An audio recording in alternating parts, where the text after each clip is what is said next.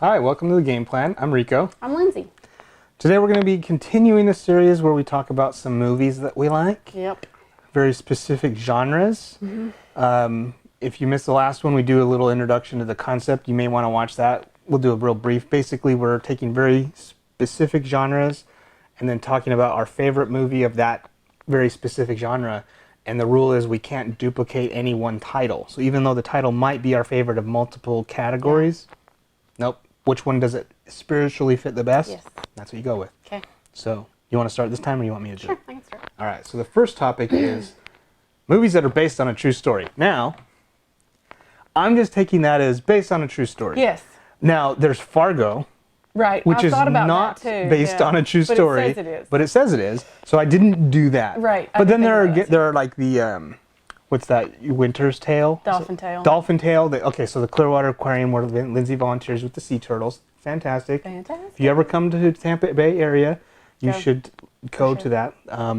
Anyway, there's a movie Called Dolphin's Tale. loosely. It's based on a true story, but it's about as accurate as me throwing an elephant out the room. It's just not going to happen. There's very little in that movie that's actually true. But I would still count that in this category. Right, I would too. Okay. And I almost did it just to shout out to Clearwater Marine Aquarium, so I'm glad you did that because now we've done it. Yeah. So, thanks. Shut up. Go visit CMA. Okay. Okay, so based on Based a true story. I'm going. You're going first. The Imitation Game.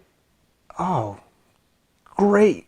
Not a crossover. Not a Thought I crossover. might have a crossover. And that is a fantastic. And I didn't. I'd consider it for some other topics, and for some, I landed at these ones so quickly and so Yeah. strongly that I didn't even reconsider. And that's a great one. This was the first movie I thought of in this topic, and it is the one that affects me the most. I can't watch this movie very much. I think Rico could watch it once a week, but I can watch it like once a year because it is It's just It'll bring you to tears. it is just so gripping, and just the story is so sad. And if it was happening today, it would be a completely different story. But Alan Turing, who is the father of modern computers, he was a homosexual, and that was his downfall, unfortunately. So it's something that's very near and dear to me. I'm a fierce ally, and so it's very It's hard. It's hard. It's heartbreaking. This man laid the foundation. I mean, not just for computing, which anybody who lives today knows what computing has done for Yeah. us. This guy laid the foundation for not only that, but more, I would say, directly, his contribution to the World War II effort Yes. and stopping that war. He helped us win World War II. He basically figured out, so by laying the foundation for this other work, him and his team were able to build something that was able to break that code, but then they had to play it correctly, Yeah. because if they were too obvious that they'd broken the code, then the Nazis would just change their codes. Right. So they had to use more math to figure out how often they can intercede so that it's not obvious enough, it's like this guy took the world away from war, and they still basically condemned him to Yeah, death. they basically killed him. He had a choice between prison or chemical castration, and the chemical castration was so hard on him mentally that he killed He himself. killed himself. So fuck those guys. This is a really good movie. Yeah. I'm gonna cry if we keep talking. Yeah, so and let's- we visited the memorial for for Hughes him. from Manchester, England, and Very Yes. sad. So mine are not Somber. sad. yeah. Okay, But that movie's not entirely. I mean, it's actually quite it's funny. a really good it's movie. just well-rounded. Yeah, Very good movie. I would recommend it, but it can be hard to watch at times, at points. All right, so mine. I guess. Oh my God, what would do? He keeps doing this, you guys. So we mentioned this one, but this is my one. Moneyball Okay, and Green Book. those are good. So I'm gonna go with Dolphin's Tale and The Imitation Game. Okay. Okay, and then Thanks. you could do. I honestly, so Moneyball had been mine for Yeah, a long that's time. his put on to just hang out movie. Yeah, for some reason I can just, and I don't The reason particularly. is math. Yeah, I don't enjoy baseball. I love, and there's not like math. They don't even talk about the math. It's just they did use. This is again based on a true story, and this is what the that owner, or sorry, not the owner, the general manager had done, and using the math to try and figure out how best to approach building a baseball team rather than using money to just throw at people because it was a very poor team. And so that really attracted me. Like, how can you use math for a game that has numbers for everything, like how long the blades of grass are? I mean, that game has numbers for everything. Anyway, I love that they have that. That's kind of the hook. But then it's so inspirational that this guy, through so much adversity, and in the movie there's him and his protege, but in real life it was just him. He was like, it was him against the world.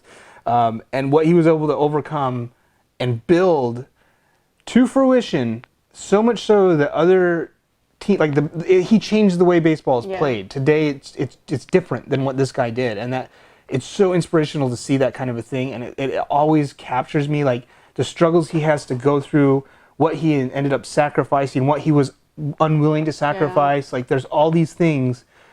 And it's this game that's been around forever, and then he came along and changed it. Yeah, well, in like the 90s. Yeah, so. and that's another thing I really like about it, is that it wasn't just him, right? Like it was James, Steve James, I can't remember. Yeah, the guy. There was a guy who was like a security guard at a warehouse somewhere that thought up the ideas and put up together the math, but then the main character of the movie, the story, was in a position to apply it and make a difference. And that's one of the things I think a lot of people, that when there's something, a lot of stuff has to come together for something great to happen. And in Western culture especially, and it's appropriate we're talking about movies, in Western culture, our stories, our movies are plot driven and derive a lot of meaning behind the hero. Yeah. You have the person who overcame the triumphs, the blah blah blah, and then there's a lot of other cultures whose stories are not driven that way, and they're driven more by just like living a day in the life of. So like us, we have to have a conflict and we have to have a resolution, and there's all these things that go together to make a plot driven blah blah blah. But then other cultures can tell other stories where it's just not the same structure. They have other names for it, and I'm not even going to try. There's some other language names. I'm not literary. Where they put together, say, like a day in the life of the character. The character's not a hero. They're just going to the market, and the things that they experience day to day. And for Western cultures, sometimes it feels really slow and like, what's the point? Why are we watching this? But that's just a different storytelling element, or like another way to tell stories that we're just not as used to. So the different way, they tell us like more in a day in the life of type of a thing, and ours just being so hero driven makes it seem as though this is like one guy overcoming all this stuff. But it was a whole lot of stuff. But like fundamentally, I think there's a little bit of that other type of storytelling happening under the scenes, because all those other things had to come together for this hero to do what he did. And I think that's often missed, and it's not often laid out in these inspired by true events types of stories. You think of Disney's famous for this, where there's like something that happened that's super great, and they leave out all of that other stuff that had to come together for this to happen, and they talk about it in this movie. Yeah. I think that's kind of why they created that other character, so they could talk about all those they things. could go back and forth. Yeah. Otherwise, it would just be like an internal dialogue. It might be kind of weird, but yeah, and then when the Green Book came out, it kind of did the same thing for me, and it's kind of new and fresh, so it's kind of made me my hot movie of this type, right? Whereas like Moneyball's my tried and true, but it's a similar, like this guy who, he didn't change something as big as baseball, let's say, but he changed one person's life so significantly that like it's hard to describe. So this, again, like and all these things. It's things. hard to tell who you're talking about, because both of them did that. I know for each other. they did for each other, exactly. They changed each other's lives so significantly, and it again shows throughout the movie all the other pieces that had to come together for this to happen. It's again a very inspirational and it's can be heart-wrenching. It is a little sad at points as well. And again, it's kind of the Moneyball fresh for me right now. Moneyball. I really, really love the Green Book. The second. Green, I think it's just called Green. It's just called Green Book. Green Book. I think it's just Green Book. But the Green Book was back in the 50s and 60s when Jim Crow was still happening. These were all the hotels where black people could actually stay and feel safe. Yeah. So that's what it's called. The Green Book is a book of locales that black people can visit in the South and be able to have access to stuff. Yeah. Which So, is in and of itself horrible, Yeah. but that's what the movie is named on, because the two characters, one of them is a doctor in music, just world renowned, and he's a black man who's wanting to take a tour of the South and do music, and the person they hire as a driver is a Italian man he's a bouncer. Yeah. He's known for being very good at handling trouble, and that's why they wanted to hire him. But he came with his own prejudices about black people and music and all that, and they kind of share back and forth, like as an example in their writing, and they're listening to some like Aretha Franklin, and the character, the pianist, the black man had never heard the music before. He's like, oh, this is lovely. I've not, and the guy's like, this is your music. How can you not know? And you had to tear down those biases. You had to tear down those walls and realize, what does that mean? Your music. Right. He's black doesn't mean that he wrote it. It really puts into question a lot of those things that you just assume throughout your life. And I think they did a really good job of peeling those away in a very respectful way that you can kind of identify in your own life. Oh, maybe I was wrong about that one, you know? So I just thought that they approached that topic so well. They did. Okay. So those were some good ones. Yeah. Those are some good based on true story movies. Yeah, I agree. All right, now we've got 4 more to do. Yeah. Okay, so the next one is... keep picking 2. I have only 2 more in this list that I do too. Okay. What's the next one? Courtroom drama. Courtroom drama. So this is going to be the I would say very focused on law or crime, but it is more focused on the law and courtroom aspect of it, say, than like you think Law and Order. This is the second half of the story. I think mine fits. Is that how it works? Yeah. Law and Order. The first half is them figuring out what Hunting down went the wrong, person, and then the and second half is this is the second half of Law and Order. Mine's kind of a little bit of both. It can be both. Okay. Sure. Okay. All right. Go ahead. Am I first? Mhm. Okay. Have you ever seen the movie Suspect? I don't think so. It's got Liam Neeson is a mute homeless man who is accused of murder. And Cher is a lawyer who takes on his case. And Dennis Quaid is in his jury. He doesn't think he did it, so he helps Cher figure out what happened. Isn't that illegal? Yes, it is. So they did it. It's the ends justify the means. Yes. Oh. It was really good, though. I really liked it. And it was kind of... How old is this? Because this is, I mean, I'm a fan of these actors. I feel like it was 80s. Okay, so it's fairly old. I need to look that up. Okay. Maybe I'll put dates next to the next ones, just in case I get that question. It's older movie, but it was kind of one of the first ones where it was like a female lawyer, a female lead, and of course that's like big now, but it wasn't then. Yeah. And it was Cher, and she was Cher did a few a fair really number good of those actor. type of like strong lead character type of roles. Yeah. So it was a good movie. I saw it a few years ago and enjoyed it. Cool. Yeah. I'll have to check it out. I've never even heard of it. It's not... Liam Neeson's. Yeah, Liam Neeson's. Liam Neeson's is my jam. I know. I did. It's not like shoot 'em up. It's not action driven or anything like that. It's just a courtroom drama. Yeah. So, Cool. yeah. Okay. It's a good one. So It was one that I kind of forgot about, and I want to watch it again now. Yeah. Put it on the list. this one was I haven't seen this one in a while, and I'm like, yeah, I gotta watch this one again. Mine is The Rainmaker. Good movie. Baby Matt Damon. Yeah, it's youngish Matt Damon, right when I think this is like he's into like his third bounce of the springboard on the, if you're on the diving board and you go to do your launch, he's like in his third bounce, because there was like this one, and there was Rounders, and there were like 3 or 4 that were just right there, and then Born Identity, and Well, Good Will Hunting. and Good Will Hunting, yeah, all Was this before or after Good Will Hunting? before. Okay. So, yeah. Maybe. I'm almost sure it Maybe. was before.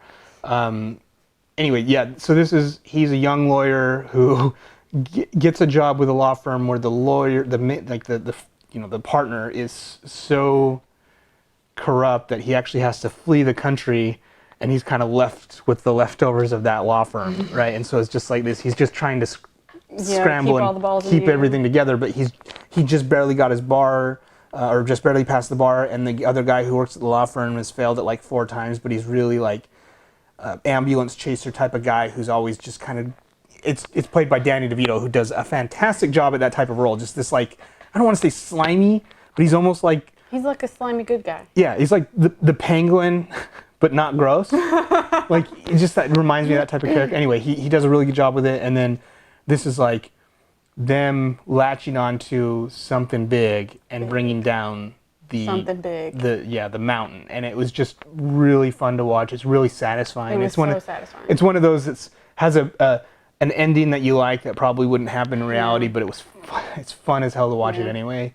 And then there's also the woman that's being beaten by her husband that he goes and rescues. Yeah. And so he's just like this all around angel of a man. Yeah. So. But I'm John Grisham, so Yeah. It's a good one. Stuff, yeah. A good one. I thought about that one too. Cool. All right. The next one is romance. Love stories. This one was a no-brainer. Okay. I actually had 2, and I'm gonna.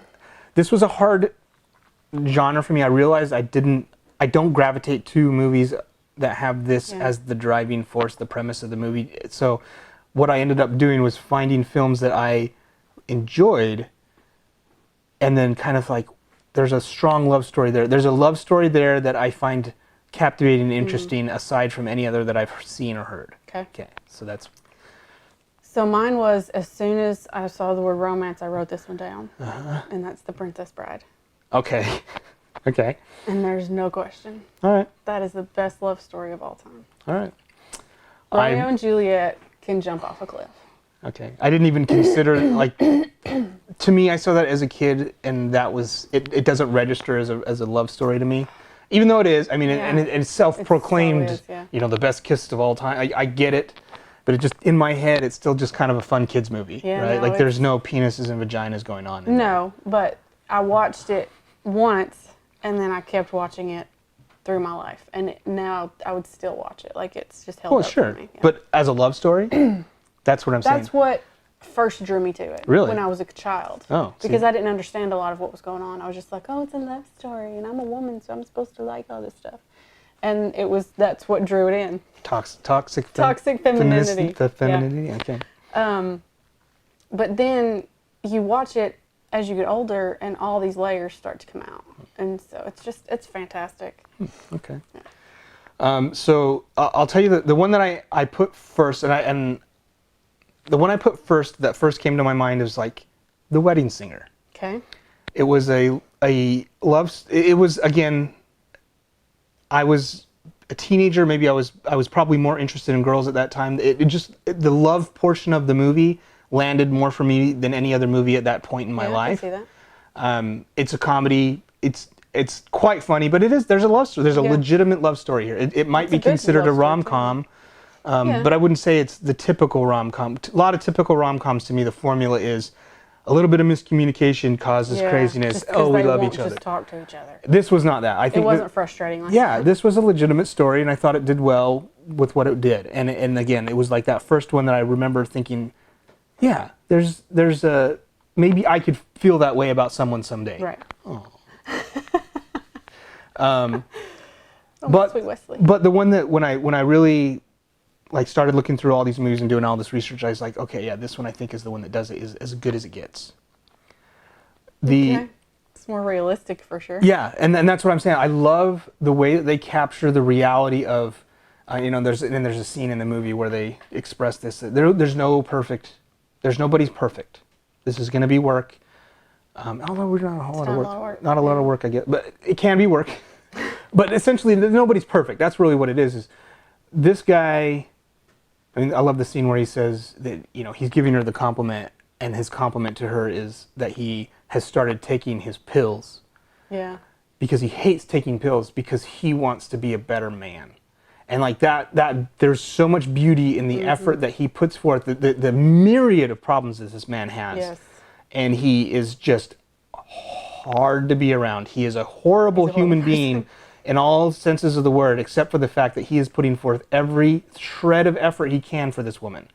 And that right there was like, boom. And the fact that it's the best picture of the best picture type of movie. Like, it was It's a really good movie. Yeah. fantastic film. It's just a little long to watch regularly. I mean, I think when there's that much emotion around something Yeah. in general, it can be a little draining to watch all the time. But it's like every year or so. I could give it a watch. Okay, that was a good one. So that's probably the more official As Good as It Gets. Yes. Okay. The Wedding Singer was, And it's I good think, that is a decent one. Those are two very different movies. Yeah, and that's why I decided to keep them, because Yeah. they're like really different ends of that spectrum.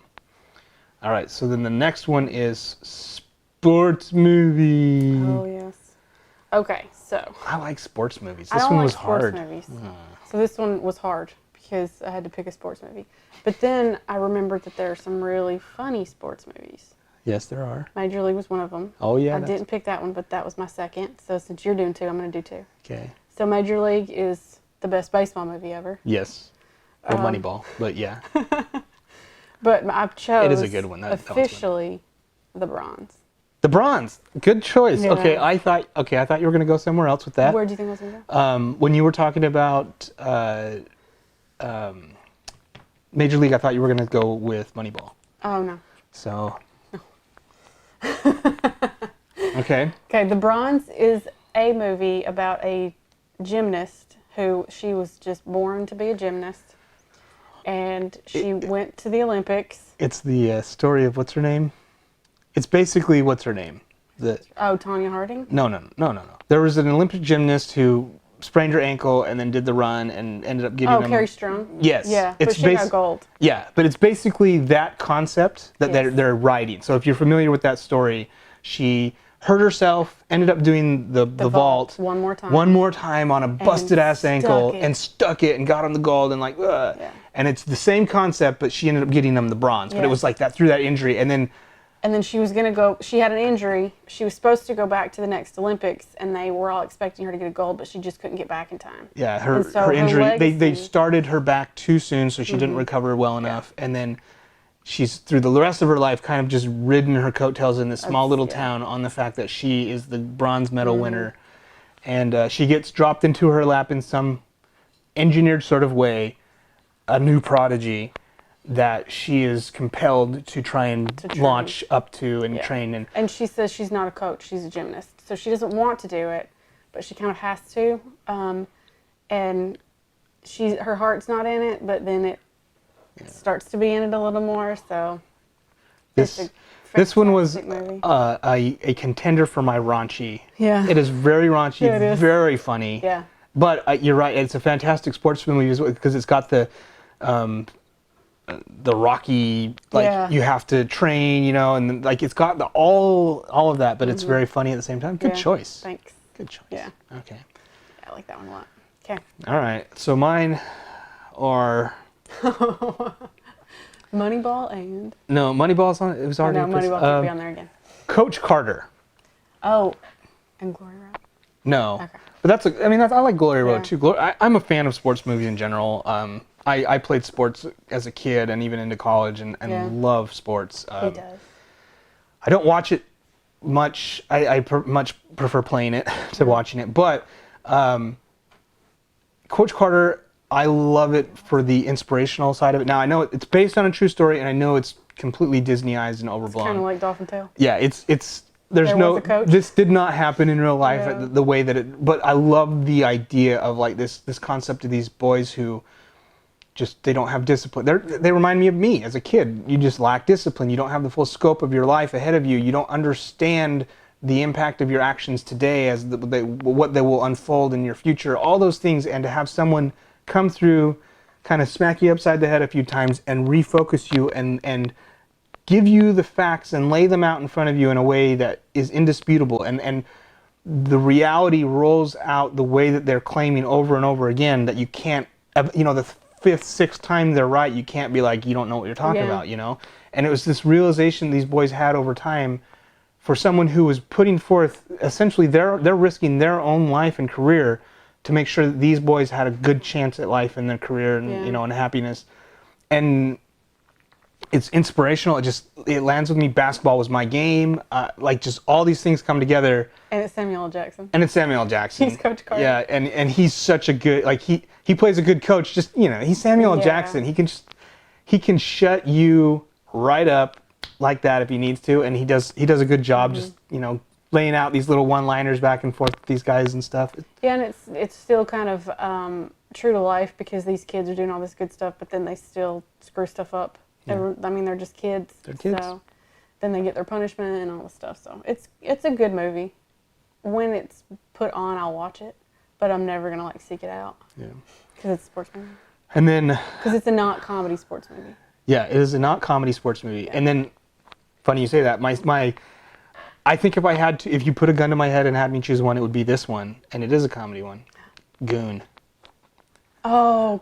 Love Goon. But good job. It is so endearing. It's a little raunchy. It's definitely for adults. It's just adult language. Yeah, adult language. But it's so endearing. Like the character is so endearing, and it's based off of a true story actually. And he's so genuine of a person, but he's a thug. Like so in hockey, there's the concept of an enforcer, and this is a person who you have your elite athletes who are running through a gauntlet, and you have someone who's there to take that heat for them so that they can make the scoring. So you have this guy who's just there to rough things up and just to get in people's faces and a beating and gives a beating. Yeah, and that's his job. And so this character comes in to play that role in a minor league, and eventually ends up going into one of the high, not pro, but up into the other versions of minor leagues anyway.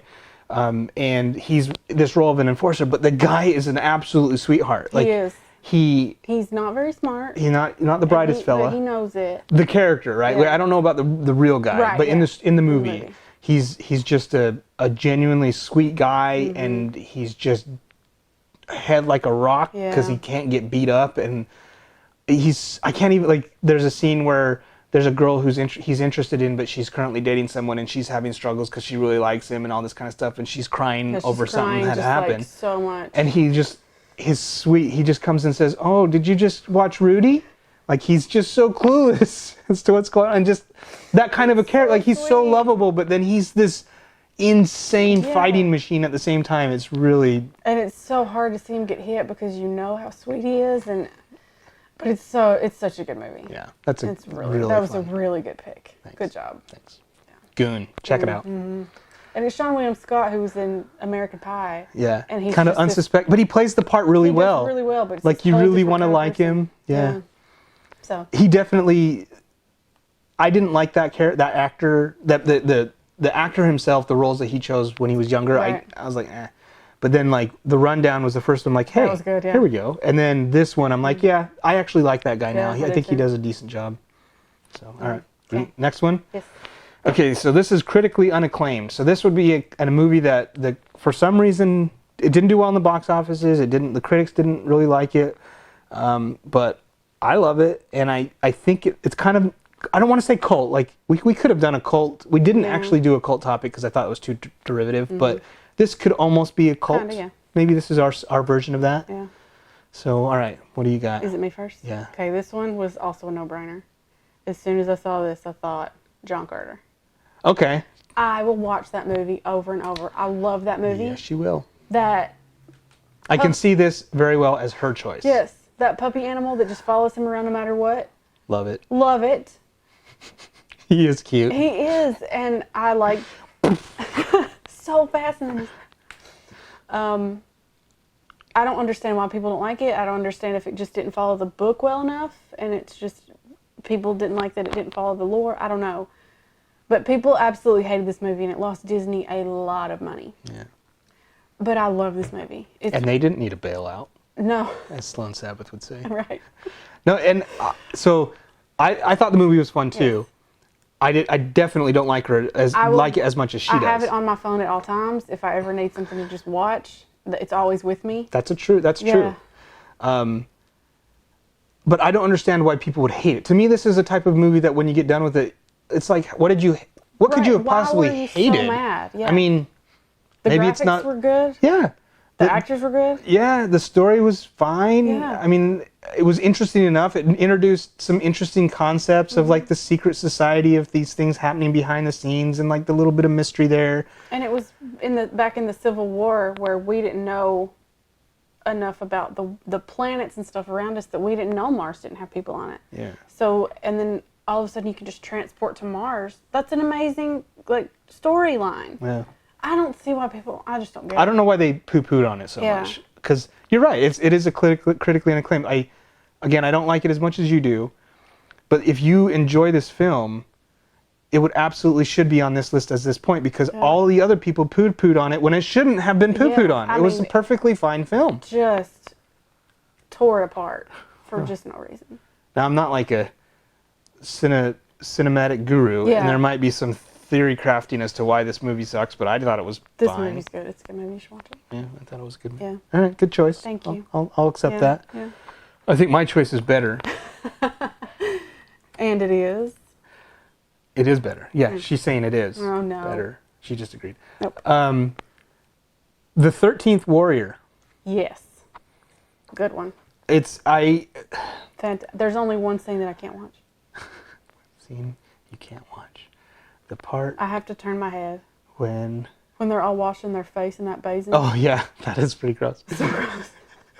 So they're Vikings, and so it's back in Viking time, and they don't have showers, but they wash. They have a this bowl basin of water, and they're doing this, and then they shoot snot rockets in it, and then they pass it to the next guy. Sip it and spit it out or whatever, and then they pass it to the next guy who does the same thing, and so gross. A little hard to watch. I can't watch it. But that's like 2 seconds in like the first 5 minutes of the movie. Scene was out of the movie, I'd be so more into it. It's like, she's kidding.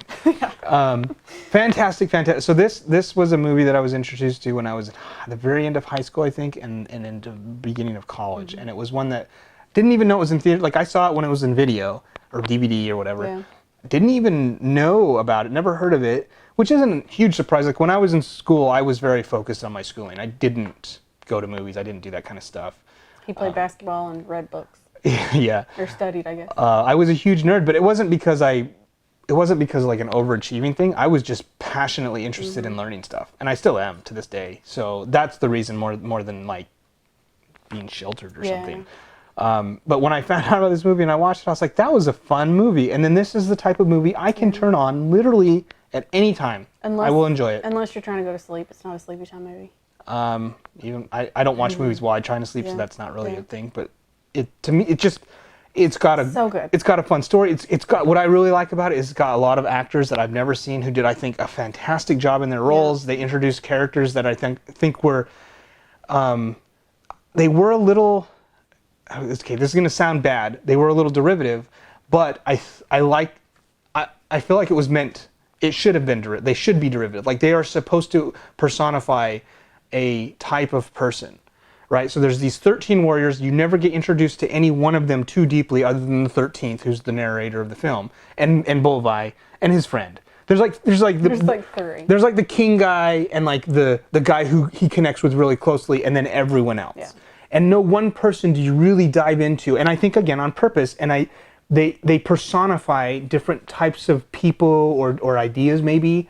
And so I heard some of the criticism of this is like, those characters, I don't even remember them. I don't even want to remember their name. And I'm like, I think that's kind of the point. Like it felt to me like that's kind of the point, is that you didn't need to invest in the person because they brought the idea to the table. Yeah. And it's just a fun, like kind of a mystery, suspense, twist. What's going on? Kind of supernatural almost. Yeah, there's like a bit of a supernatural suspense to it, and like a little bit of investigative discovery of what's happening around you, and like the unveiling of the nature of the world around you. That kind of stuff is a little bit is happening there. I just think it's just so much fun, and the Bolvi character, the king character, is one of my favorite characters of all time. He is so stoic and so smart, so intelligent. Yeah. Like he basically picks up another language's writing from an example of it in the sand. Like just super intelligent, very worthy of his kingship that is unfortunately short-lived. Again, we're going to do spoilers because if I've seen it, you should have seen it. It's from the 90s. Yeah. And I remember seeing the preview for this on TV when it was in the theaters. And I thought it was about like a demonic kind of thing. And so I no interest at all because I was terrified by that stuff. Now I like it, but I was so put off by that I never watched it. And then you mentioned watching it, and I was like, I don't know, I'm scared of that stuff. And then you put it on, it was completely different than what I thought it was. I could see how they could market it that way. Like, you could take clips of that movie and make it look like it's a horror film. But I feel like they mismarketed it a little bit. And that's what I've heard. Like, again, I don't remember, I didn't know anything about it. I don't know how it was marketed. I distinctly remember. But I remember people saying that this is a vastly mismarketed film because I think they did. If it were marketed as just an action adventure type of movie, like this is like Indiana Jones with Vikings and Man from the Middle East type of a thing. Kind of, yeah. You know, that. Boom. And I think you would have had a vastly different outcome in the way that the movie did. Maybe they did that with John Carter too. They just mismarketed it. Could be. So, but yeah, good choice. That was really good. Thank you. Yeah. All right, so that's it, right? Oh, is it? I think that's. Yeah, I think it is. Critically acclaimed, sure. Okay. All right. Well, that's over. So, what do you guys think? Have you seen any of these movies? Do you think we've nailed the genres? Maybe you have better Tell us what you alternatives think are better ones or different ones. We'd love to hear. Love to hear about it. I'd love to put it on the queue of movies to watch eventually. Yeah, we have a long list. I don't watch a lot of them. Thanks for watching. All right, thanks, guys.